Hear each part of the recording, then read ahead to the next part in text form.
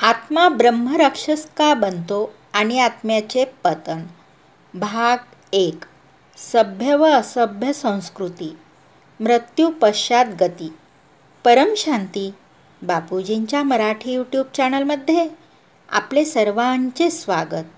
ज्या ब्राह्मणांना ब्रह्मज्ञान असते त्यांनाच ब्राह्मण म्हटले जाते. परंतु ब्राह्मणातसुद्धा चतुर्वेदी 4 वेदांना जाणणारे, त्रिवेदी 3 वेदांना जाणणारे, द्विवेदी 2 वेदांना जाणणारे व 1 वेदाला जाणणारे ब्राह्मणांची अशा वेगवेगळ्या श्रेणीत व्याख्या केलेली आहे. आपल्या सभ्य समाजात, ब्राह्मणांच्या सभ्य समाजात 1 वेदाला जाणणारे, 2 वेदाला जाणणारे, 3 वेदाला जाणणारे तसेच 4 वेदाला जाणणारे अशी वेगवेगळी ब्राह्मणांची नावे आहेत.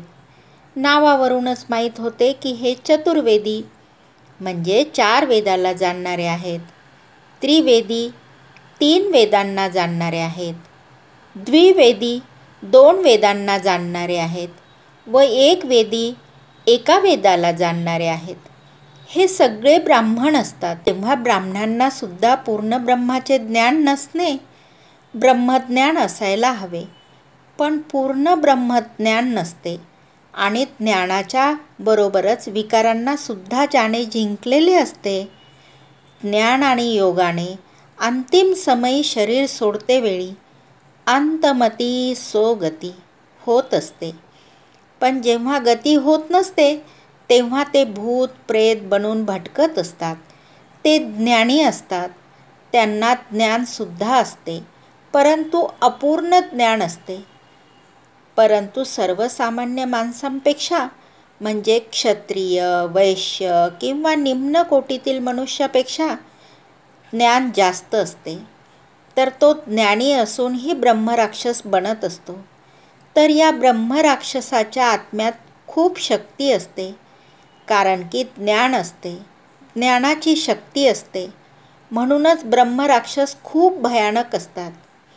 तर हे सर्व ब्राह्मण म्हणजे शरीर सोडते वेळी अधुरे ज्ञान व वासनायुक्त असतात. ते अंतमती सो गतीमध्ये येत असतात. तेव्हा तो आत्मा ज्ञानाबरोबर विकारसुद्धा घेऊन जातो. असे वासनायुक्त ज्ञानी आत्मा ब्रह्मराक्षस बनत असतो व तो अतिशय भयानक असतो. ब्रह्मराक्षसाने कोणता प्रवेश केला तर त्याला बाहेर काढणे अशक्य आहे, कारण की सूक्ष्म शरीरात 7 आवरणं असतात. तो त्या 7ही आवरणात पोहोचत असतो. एकदम जवळपास आवरणापर्यंत जात असतो आणि त्याच्या कारण शरीरापर्यंत पोहोचत नाही, परंतु कारण शरीराच्या अगदी जवळपर्यंत पोहोचत असतो. मग त्याला बाहेर काढण्यासाठी मोठमोठे तांत्रिकसुद्धा हतबल होत असतात. अखेरीस तो त्या आत्म्याला मारूनच त्याच्याबरोबर घेऊन जातो, त्याला तो खाऊन टाकतो. अखेरीस ब्रह्मज्ञानी असेच काम करतात. ब्रह्मज्ञानीला कोणीही तांत्रिक असो, कितीही मोठा तांत्रिक असो, तो या ब्रह्मराक्षसाला काढू शकत नाही. ब्रह्मराक्षस अखेरीस त्याचा जीवच घेऊन त्याच्या आत्म्याला खाऊन टाकतो. हे ब्रह्मराक्षस भूत प्रेत पिशाच पेक्षा सुद्धा जास्त नकारात्मक शक्तीवाले असतात. या ब्रह्मराक्षसासमोर तर भूत प्रेत पिशाच चुडेल हे तर काहीच नाहीत. जो अघोरी असतो तो स्मशानात जाऊन मंत्रातंत्राची साधना मृत शरीरावर करत असतो, प्रेताचे मांस खात असतो, मदिरा पीत असतो. ते जे मरणारे आत्मे असतात ते स्मशानात फिरत असतात आणि भूत प्रेतसुद्धा असतात.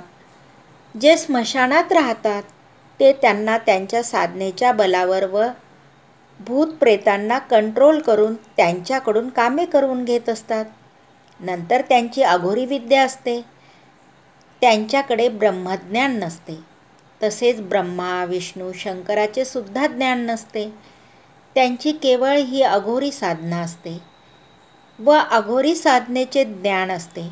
ते जे अघोरी साधना करणारे सुद्धा जेव्हा त्यांचे शरीर सोडतात तेव्हा अति सोगती होत असते. त्यांच्याबरोबर अघोरी विद्या व वासना असते, कारण की प्रेतात जे जळत असते ते सर्व माणूस खाऊन ते मदिरा पित असतात. हे सर्व मांस व मदिरा पिणारे आत्मे असतात. तर ते किती भयानक असतील. म्हणूनच हे अघोरी खूप भयानक असतात. धर्तीवर अघोरी संप्रदाय आहे, तो अतिशय खतरनाक आहे. जेव्हा हे अघोरी लोक मरतात तर ते अतिशय खतरनाक पिशाच बनत असतात, जे भूत प्रेतांपेक्षाही वरचे पिशाच बनत असतात. आणि पिशाच बनून अघोरी खूप लोकांचे अकल्याण करत असतात, कारण की ते भूत प्रेतांना सुद्धा कंट्रोल करत असतात.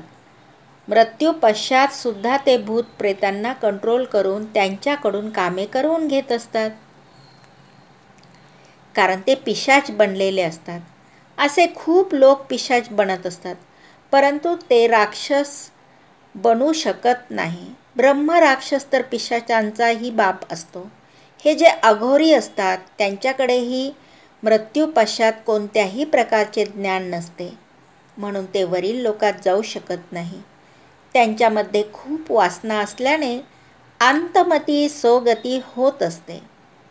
या अघोरी लोकांमध्ये सामान्य माणसांपेक्षा सुद्धा खूप वासना असते. ते खूप घाणेरडे काम करत असतात. आपण तर विचारसुद्धा करू शकत नाही. म्हणून हा अघोरी संप्रदाय या धर्तीवर खूप मोठा शाप आहे.